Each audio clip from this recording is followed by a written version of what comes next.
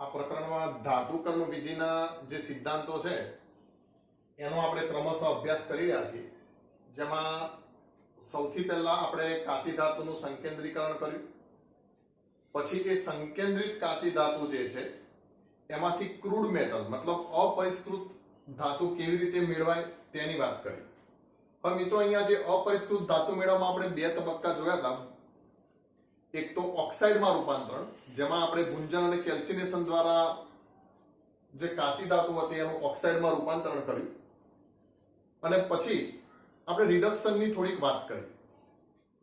આ મુદ્દો આપણે થોડુંક વધુ ડીપમાં ભણવાનો છે. મેં તમને રિડક્શન વિશે થોડીક જ માહિતી આપી, પણ એ રિડક્શન જે છે એ આપણે ઉષ્માગતિકીય સિદ્ધાંતો અને વિદ્યુત રાસાયણિક સિદ્ધાંતોના આધારે ભણવાનું છે. ઉષ્માગતિશાસ્ત્ર વાળો જે પાઠ આપણે 11મા ધોરણમાં આવતો હતો થર્મોડાયનેમિક, એના સિદ્ધાંતોના આધારે આપણે આખી પાયરો ધાતુકર્મ વિધિ વિશે સમજવાનું છે. અને બીજું આપણું જે પ્રકરણ 3 છે એમાં જે વિદ્યુત રાસાયણિક સિદ્ધાંતો આપેલા છે એ વિદ્યુત રાસાયણિક સિદ્ધાંતોના આધારે કેવી રીતે ઓક્સાઇડનું રિડક્શન કરીને ધાતુ મેળવાય છે એ આપણે સમજવાનું છે. પણ આ મુદ્દો આપણે થોડુંક વધારે ડિટેલમાં જોવો છે, કે જેમાંથી ખાસ કરીને પ્રશ્નો કોમ્પિટિટિવ એક્ઝામમાં પૂછાતા હોય છે, એટલે એ આપણે વચ્ચે સ્કીપ કર્યો છે. અને અહીંયા કને સીધો આપણે ત્રીજા મુદ્દા ઉપર આવી ગયા છીએ, કે જે અપરિષ્કૃત ધાતુ મેળવીશું એ અપરિષ્કૃત ધાતુનું હવે શું કરીશું? શુદ્ધિકરણ કરીશું.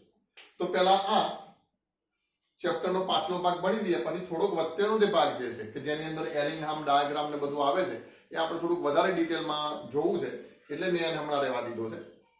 તો જુઓ, અને બીજું કે થિયરિકલી જે પ્રશ્નો જે છે એ આ બધા મુદ્દામાંથી આવશે, એટલે તમારા બોર્ડના લેવલે ખાસ કરીને થિયરીના પ્રશ્નો સમજવા છે તો એના આધારે આવશે. એટલે જે આપણા પેલા મિત્રો છે બધા લાસ્ટ બેન્ચર્સો, એમને આ બધા મુદ્દા તૈયાર કરી નાખે તો પરીક્ષાની થિયરીઓ બધા લખી શકશે. પછી આપણે ડિટેલમાં બીજા બધા મુદ્દા વિશે ચર્ચા કરીશું. તો જુઓ, અહીંયા સૌથી પહેલા આપણે શુદ્ધિકરણની પદ્ધતિ વિશે ભણીશું. એમાં જુદી જુદી પદ્ધતિઓ છે જે આપણને અપરિષ્કૃત ધાતુ મળી છે એના શુદ્ધિકરણ માટેની. તો નિસ્યંદન, દ્રવગલન, વિદ્યુત વિભાજન, ઝોન શુદ્ધિકરણ, બાષ્પકલા શુદ્ધિકરણ અને ક્રોમેટોગ્રાફિક પદ્ધતિ. એમાં સૌથી પહેલા આપણે વાત કરીએ નિસ્યંદન વિશે. તો નિસ્યંદન માટે આ શબ્દ તમે ખાસ યાદ રાખો, નીચું ઉત્કલન બિંદુ. આ શબ્દ યાદ રાખો. નીચા ઉત્કલન બિંદુ ધરાવતી ધાતુ જે છે તેને નિસ્યંદન દ્વારા શુદ્ધ કરવામાં આવે છે. જેમ કે ઝેડએન છે, ઝિંક છે, મર્ક્યુરી છે, એને નિસ્યંદન દ્વારા આપણે મિત્રો શુદ્ધ કરીએ છીએ. કેમ?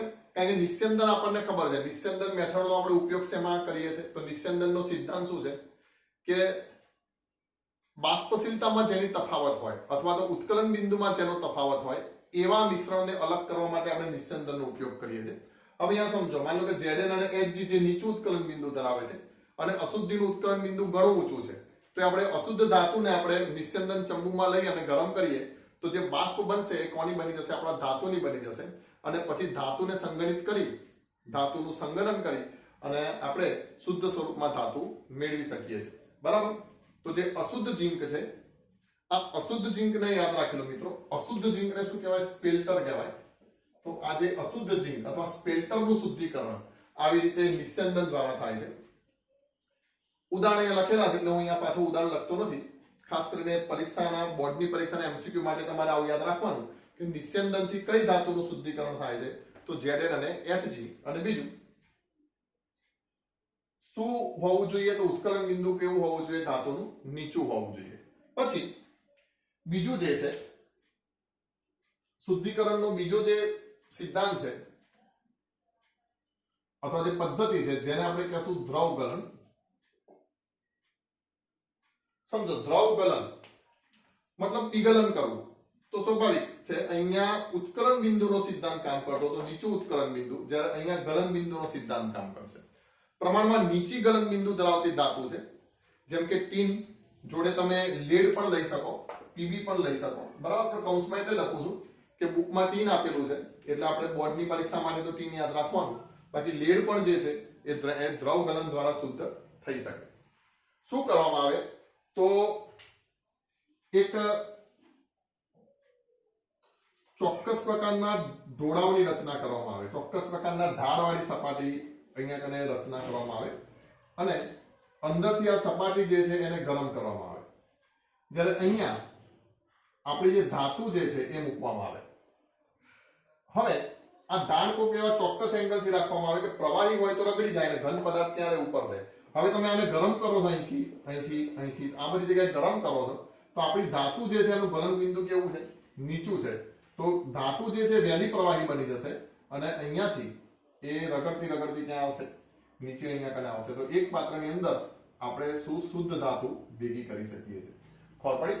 તો જેના ગલન બિંદુ નીચા છે અથવા તો ઝડપથી જેનું પીગલન થાય છે નીચા તાપમાને એવી ધાતુનું શુદ્ધિકરણ આપણે દ્રવ ગલન પદ્ધતિથી કરીશું, જેમાં ઢોળાવવાળી સપાટી પરથી દ્રવ ગલન ધાતુનું કરવામાં આવે છે.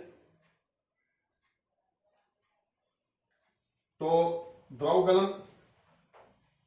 ગલનના ઉદાહરણ આપણે યાદ રાખીશું. આ બધું એમસીક્યુ માં પૂછાશે ખાસ. ટીન લેડ પણ તમે કહી શકો. અને અહીંયા શબ્દ શું યાદ રાખશો? નીચું ગલન બિંદુ. પછી ત્રીજું છે વિદ્યુત વિભાજન.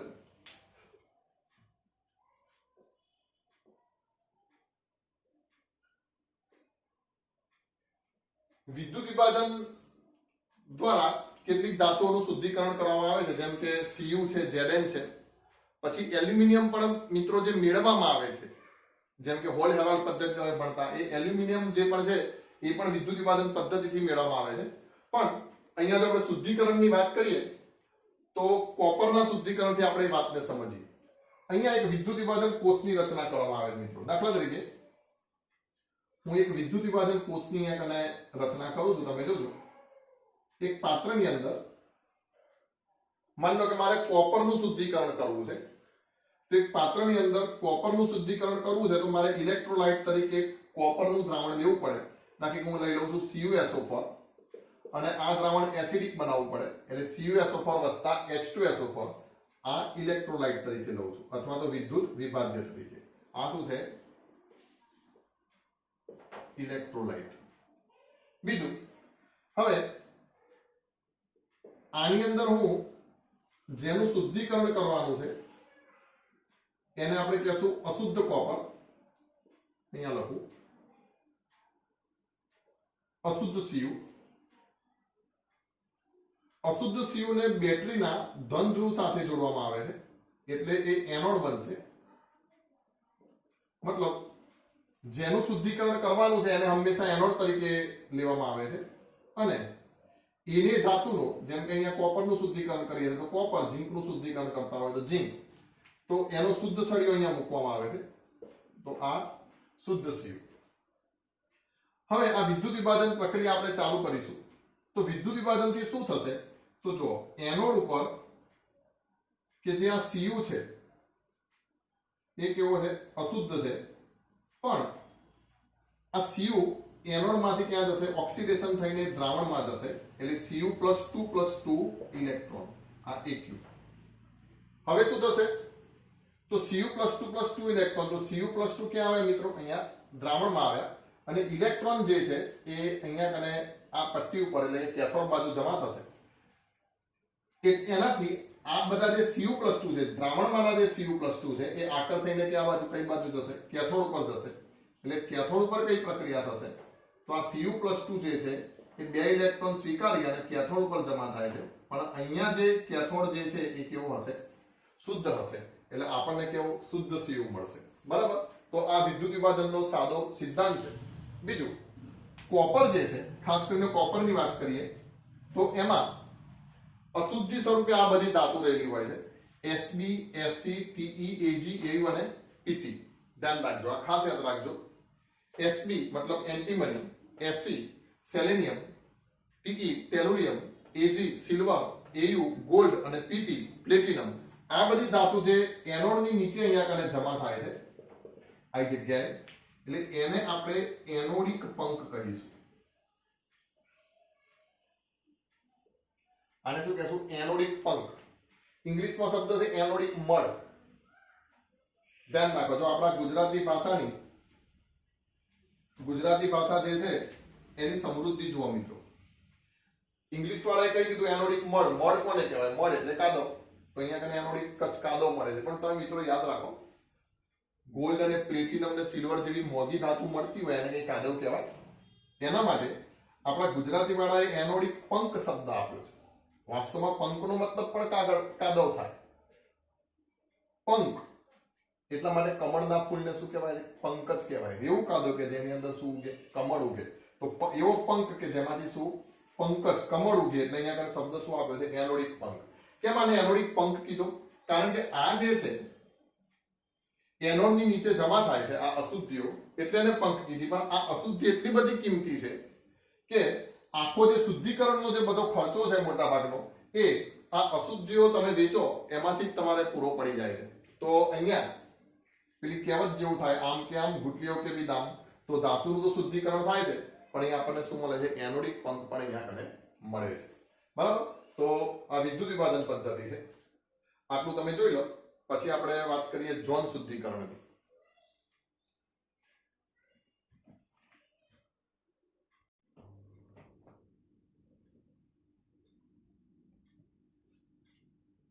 હવે આપણે વાત કરીએ જોન શુદ્ધિકરણની. પરીક્ષા માટે આ ખૂબ જ આઈએમપી પ્રશ્ન છે મિત્રો, એટલે દરેકે આને થિયરિકલી તૈયાર કરવાનો. અહીંયા મેં તમને અગાઉ કીધું કે જોન શુદ્ધિકરણ દ્વારા જર્મેનિયમ, સિલિકોન, બોરોન જેવી અર્ધ ધાતુઓ, ધ્યાન રાખજો આ શું છે? અર્ધ ધાતુ. જ્યારે ગેલિયમ અને ઇન્ડિયમ જેવી ધાતુનું શુદ્ધિકરણ કરવામાં આવે છે. બીજું, જ્યારે તમારે કોઈ ધાતુને અતિ શુદ્ધ કરવી છે કે જેમાં જરા પણ અશુદ્ધિ ના હોય, લગભગ 100% શુદ્ધ કરવી હોય, ત્યારે આ જોન શુદ્ધિકરણ પદ્ધતિનો ઉપયોગ થાય છે. આ જોન શુદ્ધિકરણથી તમને કીધું એમ કે ખૂબ જ શુદ્ધ ધાતુ મળી શકે છે આપણને. હવે આનો ખાસ સિદ્ધાંત સમજો કે કેવી ધાતુનું શુદ્ધિકરણ થઈ શકે. તો ધાતુની અશુદ્ધિ ધાતુના ઘન સ્વરૂપને બદલે પીગળેલ સ્વરૂપમાં વધુ દ્રાવ્ય હોય. ધાતુની અશુદ્ધિ ધાતુના ઘન સ્વરૂપને બદલે પીગળેલ સ્વરૂપમાં વધુ દ્રાવ્ય હોય. આ સિદ્ધાંત ઉપર આ પદ્ધતિ કામ કરે છે. એટલે માની લો કે આ સિલિકોનનો સળિયો છે અને અશુદ્ધ છે. આની અંદર અશુદ્ધિ છે. તો આ સળિયાની આજુબાજુ એક મોબાઈલ હીટર ફિટ કરી દેવામાં આવે છે. મોબાઈલ હીટર મતલબ ફરતું હીટર. આ સળિયાને આપણે એક ચેમ્બરમાં મૂક્યું જેની આજુબાજુ શું હશે? મોબાઈલ હીટર હશે. હવે આ હીટરને એક દિશામાં સતત ફરવામાં આવે છે. સમજો, આમ આમ નહીં, આમ આમ આમ આમ એવું નહીં, આમ પાછું ફરીથી આમ, એક દિશામાં સતત ફરવામાં આવે છે. જેનાથી શું થાય? માની લો કે હીટર અત્યારે આ જગ્યાએ છે, તો અહીંયા કને અશુદ્ધિઓ પીગળે છે. તો આ જે બનશે એ શું બનશે? પીગળિત જોન બનશે. અહીંયા જોન નો મતલબ થાય વિભાગ. આમ જોવા જઈએ તો આપણે જે પેલા શબ્દ બોલતા ઝોનલ અધિકારી, આ ઝોનના અધિકારી કોણ છે? તો એટલો વિભાગ, મતલબ આટલો વિભાગ જે છે શું થાય છે? પીગળે છે. હવે તમે હીટરને આગળ વધારો તો પીગળિત ઝોન આગળ વધે છે. સમજો, હીટરને તમે ક્યાં વધારો છો? આગળ વધારો છો. તો આ પીગળિત ઝોન જે છે એ ક્યાં વધે છે? આગળ વધે છે. હવે પીગળિત ઝોન આગળ વધે તો પાછળ જે ધાતુ રહી જાય છે એનું સ્ફટિકીકરણ થાય છે અને એ શુદ્ધ સ્વરૂપમાં હોય છે. મતલબ શુદ્ધ ધાતુનું સ્ફટિકીકરણ થાય છે. એમ આમને આગળ જતા જતા અશુદ્ધિઓ બધી અહીંયા કને ભેગી થાય છે અને પાછળ જે છે આપણને શું મળે છે? શુદ્ધ ધાતુ મળે છે. બીજું, અહીંયા કને આ હીટરના કારણે આ ઝોન ગરમ થતો હોવાથી અશુદ્ધિ તો પીગળનમાં આગળ વધે છે, પણ ધાતુનું શું થાય છે? થોડા પ્રમાણમાં બાષ્પીભવન પણ થઈ શકે છે. એટલે અહીંયા જે વાતાવરણ જે છે એ નિષ્ક્રિય વાયુ ભરવામાં આવે છે આજુબાજુ. એટલે આ નિષ્ક્રિય વાયુનું વાતાવરણ અહીંયા રાખવામાં આવે છે. બરાબર? કે જેથી ધાતુ ક્યાંય પ્રક્રિયા ન કરે અને ફરતી પાછી આપણને શુદ્ધ સ્વરૂપમાં અહીંયા કને એનું સંગલન થઈ જાય, પાછી નીચે પડે એટલે શુદ્ધ સ્વરૂપમાં આપણને મળે. બસ પછી આ અશુદ્ધ છેડો જે છે કાપી નાખવામાં આવે અને આપણને શુદ્ધ ધાતુ મળે છે. તો આ જોન શુદ્ધિકરણ સિદ્ધાંત યાદ રાખવાનો, એના ઉદાહરણ યાદ રાખવાના. ખાસ કરીને સિલિકોન, જર્મેનિયમ, બોરોન જે છે અથવા સિલિકોન જર્મેનિયમ જે સેમિકન્ડક્ટર્સ એટલે કે અર્ધવાહકોમાં જેનો ઉપયોગ થતો હોય છે અને એ અર્ધવાહકો અતિ શુદ્ધ હોવા જરૂરી છે.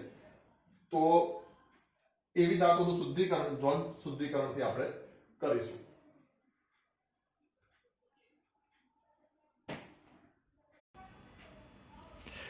જો જેનું શુદ્ધિકરણ કરવાનું છે એ સળિયો અહીંયા કને મૂકેલો છે અને ઉપર જો આ રીતે મોબાઈલ હીટર લગાવ્યું છે.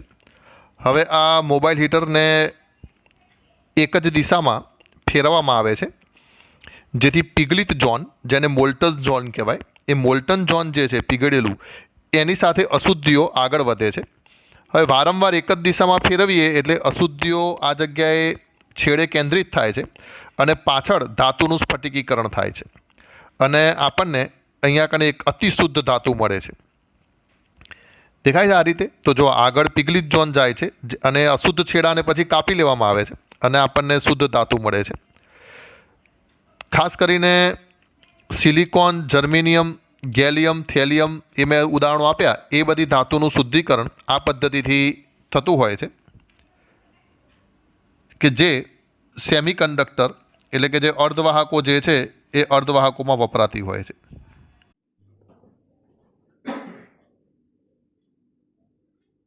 હવે આપણે શુદ્ધિકરણની બીજી એક મેથડ જોઈએ અને આ ખૂબ ઉપયોગી અને વિશેષ મેથડ છે જેને આપણે કહીશું બાષ્પ અવસ્થા શુદ્ધિકરણ.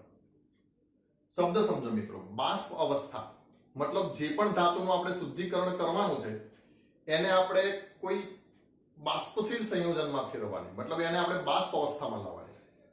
ધ્યાન રાખજો, નિસ્યંદનમાં પણ આપણે ધાતુને બાષ્પ અવસ્થામાં લાવતા, પણ સિદ્ધાંત શું હતો નિસ્યંદનમાં કે નીચું ઉત્કલન બિંદુ હતું એટલે ગરમ કરવાથી ધાતુ બાષ્પ અવસ્થામાં આવી જતી અને અશુદ્ધિઓથી, અબાષ્પશીલ અશુદ્ધિઓથી એ અલગ થઈ જતી અને શુદ્ધ થઈ જતી. પણ અહીંયા મિત્રો ધાતુનું ઉત્કલન બિંદુ એ ઊંચું હશે તો એને બાષ્પ અવસ્થામાં લાવવા માટે આપણે કોઈ પ્રક્રિયક સાથેની પ્રક્રિયા કરાવડાવી અને એનું બાષ્પશીલ સંયોજન બનાવવું પડશે. તો આ જે પદ્ધતિ જે છે એમાં જે પદ્ધતિનો સિદ્ધાંત જે છે એને બે ભાગમાં વહેંચી શકાય. તમે આને સિદ્ધાંત પણ કહી શકો અથવા તો આ પદ્ધતિ માટે જરૂરી શરત પણ કહી શકો. આ પદ્ધતિમાં રહેલી શુદ્ધિકરણની શરત પણ કહી શકો. એટલે પરીક્ષામાં તમને બાષ્પ અવસ્થા શુદ્ધિકરણની શરતો અથવા તો સિદ્ધાંતો એવી રીતે પ્રશ્ન આવી શકે. તો જુઓ, પહેલી શરત શું છે કે ધાતુનું પ્રક્રિયક સાથે બાષ્પશીલ સંયોજન બનવું જોઈએ. બાષ્પશીલ સંયોજન બનવું જોઈએ. અને બીજી શરત શું છે, આ બાષ્પશીલ સંયોજનનું સહેલાઈથી વિઘટન થવું જોઈએ કે જેથી શુદ્ધ ધાતુ પુનઃ પ્રાપ્ત થઈ શકે. બરાબર? મતલબ પહેલા આપણે ધાતુને બાષ્પ અવસ્થામાં ફેરવીશું એક સંયોજનના સ્વરૂપમાં અને પછી વિઘટન કરી અને શું કરીશું, એ ધાતુ આપણે શુદ્ધ સ્વરૂપમાં પાછી મેળવીશું. આના બાષ્પ અવસ્થા શુદ્ધિકરણના બે ઉદાહરણો આપણી બુકમાં આપેલા છે. એમાં એક છે મોન્ડ પ્રકરણ. પરીક્ષા માટે આ ખૂબ જ અગત્યનું છે, 2 માર્કમાં ખાસ પૂછાય છે. આના બંને ઉદાહરણો જે છે એ તમારે ખાસ થિયરિકલી તૈયાર કરવાના. તો પહેલા તો એવું યાદ રાખી લો, મોન્ડ પ્રકરણ જે છે એ નિકલના શુદ્ધિકરણ માટે વપરાય છે. મોન્ડ વૈજ્ઞાનિકનું નામ છે.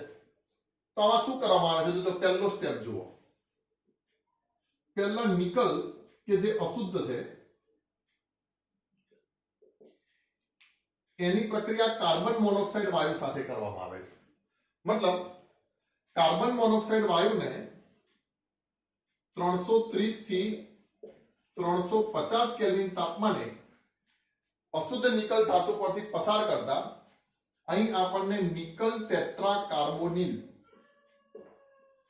નામનું બાષ્પશીલ સંકીર્ણ સંયોજન મળે છે જે બાષ્પ અવસ્થામાં હોય છે. અહીંયા આનું નામ કેવું હોય તો નામ છે નિકલ ટેટ્રા એટલે 4 વખત કાર્બોનિલ, અથવા એનું આઈયુપીએસી નામ જોવું હોય તો આ રીતે પણ બોલાય, કે અહીંથી બોલાશે ટેટ્રા કાર્બોનિલ નિકલ અને કૌંસમાં પછી એનો ઓક્સિડેશન આંક લખવાનો. અહીંયા કાર્બન મોનોક્સાઇડ નો ઓક્સિડેશન આંક 0 છે એટલે નિકલનો પણ કેટલો બનશે? 0 બનશે. તટસ્થ છે એટલે નિકલ નો 0 બનશે. તો આ નિકલ ટેટ્રા કાર્બોનિલ અથવા ટેટ્રા કાર્બોનિલ નિકલ 0 એ આપણને બાષ્પશીલ સંયોજન મળે છે. તો શું કીધું? ધાતુનું પ્રક્રિયક સાથે બાષ્પશીલ સંયોજન બનવું જોઈએ અને બીજા સ્ટેપમાં શું કહે છે, જે પણ બાષ્પશીલ સંયોજન બનાવ્યું એનું વિઘટન થવું જોઈએ. તમે કલ્પના કરો મિત્રો, આનું વિઘટન જ ના થાય તો અશુદ્ધ ધાતુ એ દૂર થઈ જાય. ખબર પડી? તો વિઘટન થવું જરૂરી છે કે જેથી આપણને શુદ્ધ ધાતુ પુનઃ પ્રાપ્ય થઈ શકે. તો હવે શું કરવામાં આવે છે બીજા સ્ટેપમાં, તો આ જે નિકલ ટેટ્રા કાર્બોનિલ છે એનું વિઘટન કરીશું. ધ્યાન રાખજો, સંયોગીકરણ કરતા વિઘટનનું તાપમાન હંમેશા ઊંચું હોય, એટલે અહીંયા 450 થી 470 કેલ્વિન તાપમાને આનું વિઘટન કરવામાં આવે છે અને આપણને અહીંયા કને નિકલ મળે છે અને કાર્બન મોનોક્સાઇડ વાયુ પણ અહીંયા પાછો મળે છે. પણ હવે આ નિકલ જે છે એ કેવા સ્વરૂપમાં હશે? શુદ્ધ સ્વરૂપમાં. ખ્યાલ આવે છે ને? કારણ કે સમજો, અહીંયા અશુદ્ધ નિકલ છે પણ CO તો માત્ર કોના સાથે પ્રક્રિયા કરશે? નિકલ સાથે પ્રક્રિયા કરશે. અશુદ્ધિ સાથે પ્રક્રિયા નહીં કરે. એટલે અશુદ્ધિ તો ઘન સ્વરૂપમાં અહીંયા રહી જશે પણ નિકલ બાષ્પ બની જવાનું. હવે આ નિકલનું શુદ્ધિકરણ કરો તો CO પાછો છૂટો થઈ જશે અને નિકલ આપણને કેવા સ્વરૂપમાં મળશે? શુદ્ધ સ્વરૂપમાં મળશે. બીજું, અહીંયા કને જુઓ, આ પ્રક્રિયાનો આખો એક ચક્ર, એક સાયકલ રચી શકાય. તમે પહેલા કાર્બન મોનોક્સાઇડનો ઉપયોગ કરો છો અને પાછો એ કાર્બન મોનોક્સાઇડ આપણને પ્રક્રિયાને અંતે પાછો મળે છે. તો ઉદ્યોગોમાં મિત્રો કોઈ પણ વસ્તુ વેસ્ટ ના જવી જોઈએ. એટલે આ લોકો શું કરે, એક એવી સતત પ્રોસેસ નું એન્જિનિયરિંગ રચે કે જેનાથી આ પ્રક્રિયા સતત ચાલતી રહે કે ભાઈ અશુદ્ધ નિકલ સાથે કાર્બોનિલ વાયુ પ્રક્રિયા કરીને બનાવે, પાછું વિઘટન થઈ જાય, પાછો CO મળે, આ CO ફરી પાછું આની જોડે પ્રક્રિયા કરે અને એવી રીતે સતત નિકલનું શુદ્ધિકરણ થતું રહે, જેનાથી તમે પ્રક્રિયાનો ખર્ચ પણ ઘટાડી શકો છો. બરાબર? તો આ હતું મોન્ડ પ્રકરણ. બીજું પણ એક બાષ્પ અવસ્થા શુદ્ધિકરણનું ઉદાહરણ છે જેને આપણે કહીશું વાન આર્કેલ પદ્ધતિ. આ વાન આર્કેલ પદ્ધતિ જે છે એ મિત્રો ખૂબ જ ખર્ચાળ પદ્ધતિ છે અને એવી ધાતુ કે જેમાં ઓક્સિજન અને નાઇટ્રોજનની અશુદ્ધિ રહેલી હોય એના માટે આ વપરાય છે. તો પદ્ધતિનું નામ છે વાન આર્કેલ પદ્ધતિ. વાન આર્કેલ પદ્ધતિ પણ કોના સિદ્ધાંત ઉપર કામ કરશે? બાષ્પ અવસ્થા શુદ્ધિકરણના સિદ્ધાંત ઉપર કામ કરશે. યાદ રાખી લો, એનાથી તમે ટાઇટેનિયમ અને ઝર્કોનિયમ અથવા તો ટિટાનિયમ એવો પણ ઉચ્ચાર થઈ શકે, ટિટાનિયમ અને ઝર્કોનિયમનું તમે શુદ્ધિકરણ કરી શકો છો. એક વાત. બીજું શું કરવામાં આવે છે, તો અશુદ્ધિ સ્વરૂપે રહેલા N2 અને O2 વાયુને આ પદ્ધતિથી દૂર કરવામાં આવે છે. તો આ પદ્ધતિમાં પણ બે સ્ટેપ સમાયેલા છે. પહેલા તો આપણે બાષ્પશીલ સંયોજન બનાવીશું. જેમ કે આપણે ZR નું ઉદાહરણ લઈ લઈએ તો જુઓ, પહેલા સ્ટેપમાં શું કરશું, ZR સોલિડ છે એનું આપણે બાષ્પશીલ સંયોજન બનાવીશું. એ બાષ્પશીલ સંયોજન મતલબ આયોડિન સાથે આપણે એની પ્રક્રિયા કરીશું અને આપણને મળશે ZrI4 જે બાષ્પ અવસ્થામાં હશે, એટલે કે ગેસ. અહીંયા સંતુલિત કરવા માટે હું 2 મૂકી દઉં છું. બીજા સ્ટેપમાં શું કરવામાં આવે, તો આનું વિઘટન કરવામાં આવે. હવે ધ્યાન રાખો, વિઘટન કરવા માટે આ ZrI4 જે છે મિત્રો એને 1800 કેલ્વિન તાપમાને ગરમ કરવામાં આવે, પણ વિદ્યુતીય રીતે ગરમ કરવામાં આવે. વિદ્યુતીય રીતે ટંગસ્ટનના તાર પર.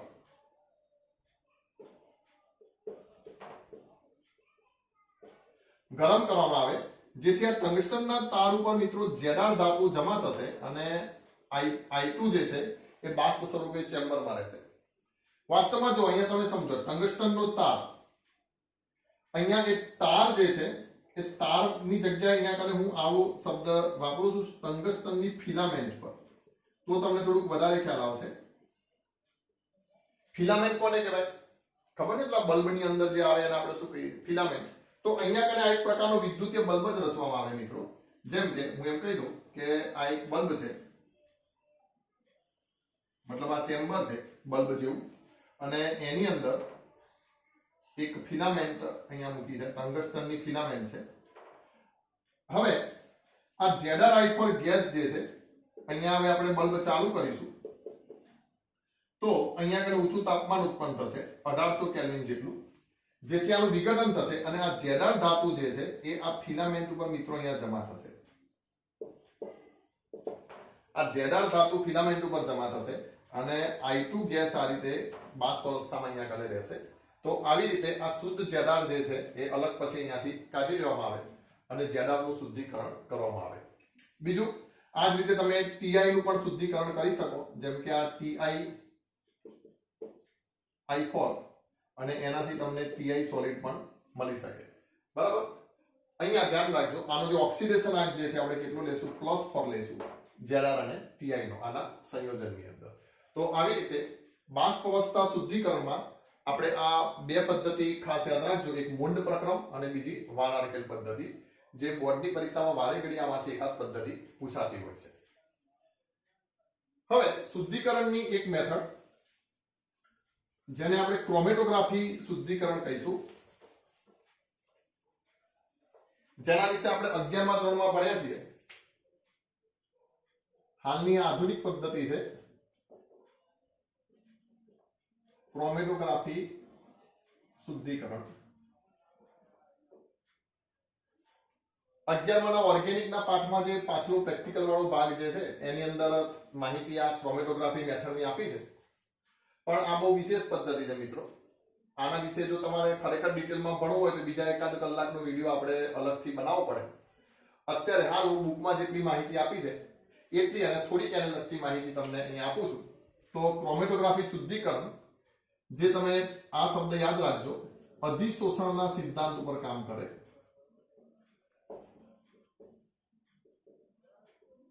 બીજું, ધાતુ જે છે થોડા પ્રમાણમાં પણ, અત્યલ્પ પ્રમાણમાં પણ જો ધાતુઓ રહેલી હોય તો એના પણ અલગીકરણમાં આ પદ્ધતિ ખાસ ઉપયોગી છે, જેના જુદા જુદા પ્રકારો છે. એ પૈકી કેટલાક પ્રકાર લખું છું. એમાં એક છે PC એટલે કે પેપર ક્રોમેટોગ્રાફી, જેમાં અધિશોષક એટલે કે આધાર તરીકે એક પેપર લેવામાં આવે છે. બીજા નંબરમાં CC એટલે કે કોલમ, જેના માટે ગુજરાતી શબ્દ છે સ્તંભ ક્રોમેટોગ્રાફી. પછી એક આવે છે TLC એટલે કે થિન લેયર ક્રોમેટોગ્રાફી, જેમાં એક પાતળી સ્લાઇડ હોય છે, એની ઉપર એલ્યુમિના જે છે Al2O3 એનું અસ્તર ચડાવી અને પાતળી સ્લાઇડ બનાવવામાં આવે, જેને અધિશોષક તરીકે એનો ઉપયોગ કરવામાં આવે, એટલે એને થિન લેયર, પાતળું અસ્તર ચડાવવામાં આવે એટલે એને થિન લેયર ક્રોમેટોગ્રાફી કહેવાય. પછી એક છે GC એટલે કે ગેસ ક્રોમેટોગ્રાફી, અને હાલની અત્યાધુનિક પદ્ધતિ HPLC, જેનું ફૂલ ફોર્મ છે હાઈ પરફોર્મન્સ